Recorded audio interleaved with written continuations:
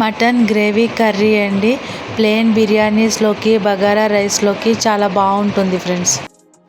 Mutton ముందే ఒక 5 to 6 whistles వచ్చే వరకు ప్రెషర్ కుక్కర్లో పెట్టేసుకుని రెడీ పెట్టుకోండి. సో మనం ఈరోజు బగారా రైస్లోకి మటన్ కర్రీ ఎలా ప్రిపేర్ చేసుకోవాలో చూద్దామండి. సో ఫస్ట్ అయితే ఆయిల్ వేస్తున్నాను. సో కర్రీలోకి సరిపడా ఆయిల్ అయితే వేసుకోండి ఫ్రెండ్స్. ఆయిల్ వేడైంది కదండి. సో ఇప్పుడు మనం తాలింపు అనేది వేసేసుకుందాము. కరివేపాకు, పచ్చిమిర్చి, సో జీలకర్ర, ఎండుమిర్చి కూడా వేసుకోండి. సో ఇవి సిమ్లో పెట్టి ఒకసారి వేగిన తర్వాత మనం ఉల్లిపాయలు చీలికల కింద వేసుకుందామండి. సో తాలింపు బాగా వేగింది కదండి. సో ఇప్పుడైతే నేను ఉల్లిపాయ చీలికలు వేసేసుకుంటున్నాను. ఒకసారి ఇలా అనుకుంటూ వేసేసుకుంటాను. 4 పెద్ద సైజు ఉల్లిపాయలు ఇలా చీలికల కింద కట్ చేసుకున్నానండి. సో ఇవి ఒకసారి బాగా కొంచెం దోరగా వచ్చే వరకు వేయించాలి. ఈ వేగేటప్పుడు మనం కొన్ని స్పైసెస్ అనేది నేను యాడ్ చేస్తానండి. సో అవి ఒకసారి మీరు చూడండి. ఇలా రెండు సరిపడి బిర్యానీ ఆకులండి ఇవి. సో ఇలా మధ్యలోకి ఇలా అనేసుకుని వేసేసుకోండి. సో లవంగాలు దగ్గరగా ఒక 8 ఉన్నాయండి, ఇవి కూడా వేసేస్తున్నాను. సైజు దాల్చిన చెక్క అండి.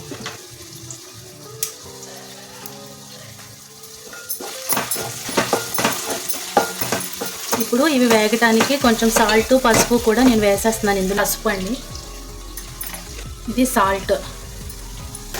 ఇవి ఇప్పుడు బాగా కొంచెం దోరగా అన్నది వేయించుకుందాము. సో ఇది కొంచెం చూడండి, ఎండు కొబ్బరి ఇలా అంటే ఒక హాఫ్ చెక్క అనుకోండి. ఇవిని ఒక 2 స్పూన్స్, పెద్ద స్పూన్స్, మనం టిఫిన్ తిని పెద్ద స్పూన్స్ ఉంటాయి కదా, గసగసాలు అండి. నేను ఈ 2 కూడా మెత్తగా పేస్ట్ కింద చేసేసుకుంటున్నాను. మీకు ఈ ఎండు కొబ్బరి వచ్చేసి ఒక్కసారి ఫ్రై చేసుకుని మిక్సీ చేసుకున్నా పర్వాలేదు పేస్ట్ లాగా, లేకపోతే డైరెక్ట్గా అన్న చేసుకోవచ్చు, ప్రాబ్లం లేదండి, మీ ఇష్టము. చూడండి గసగసాలు, ఇన్ని గసగసాలు అయితే నేను ఇప్పుడు ఈ ఎండు కొబ్బరితో కలిపి మిక్సీ అనేది చేసుకుంటాను. సో ఉల్లిపాయ వేగింది కదండి. సో ఇప్పుడు నేను అల్లం వెల్లుల్లిపాయ పేస్ట్ అనేది యాడ్ చేస్తున్నాను. చూసారు కదా, అల్లం వెల్లుల్లిపాయ పేస్ట్ ఒక సరిపడే స్పూన్ అండి, బాగా పెద్ద స్పూన్ కాదు, సరిపడే స్పూన్. ఇది కొంచెం చూసారు కదా, ఎండు కొబ్బరి గసగసాలు పేస్ట్ అండి. లోపు రెడీ పెట్టుకుని సైడ్కి పెట్టేసుకోండి ఇలా. సో ఉల్లిపాయ అనేది బాగా వేగిపోయింది కదండి. సో ఇప్పుడు నేను ఆల్రెడీ విజిల్కి పెట్టుకున్న మటన్ ఉంది కదా, ఆ మటన్ ఇందులోకి వేసేసుకుంటున్నానండి. ఇదిగోండి మటన్.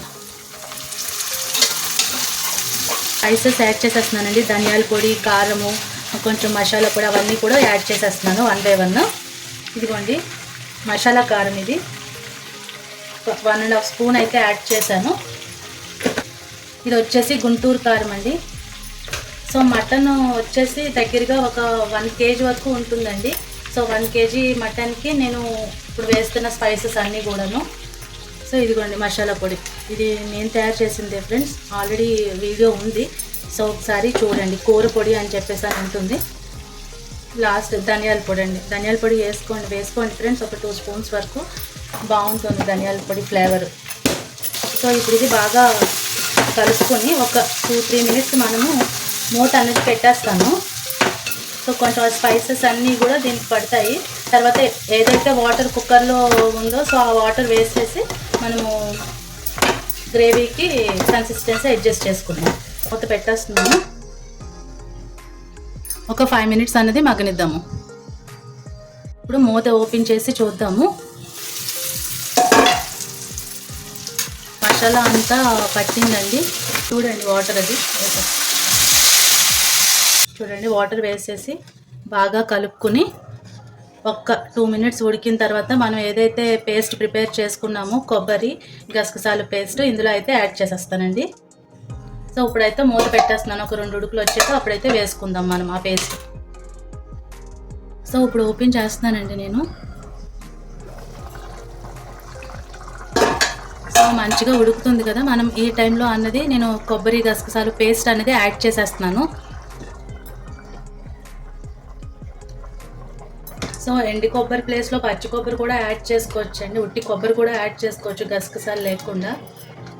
సో నేను ఒక్కసారి ఉప్పు కారం అవన్నీ టేస్ట్ చూస్తున్నానండి. ఏదైనా అడ్జస్ట్ చేసుకోవాలంటే మనం ఈ టైంలో అడ్జస్ట్ చేసేసుకుంటే సరే.